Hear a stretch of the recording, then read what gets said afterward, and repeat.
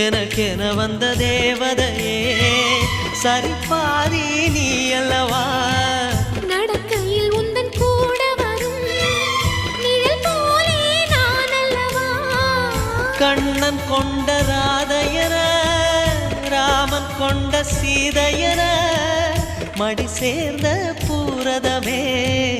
மனதில் வீசும் மாருதமே நன்றி சொல்ல உனக்கு வார்த்தை இல்லை எனக்கு நான் தான் மயங்குறேன் என்னுடைய மனச தந்துவிட்ட பிறகும் ஏம்மா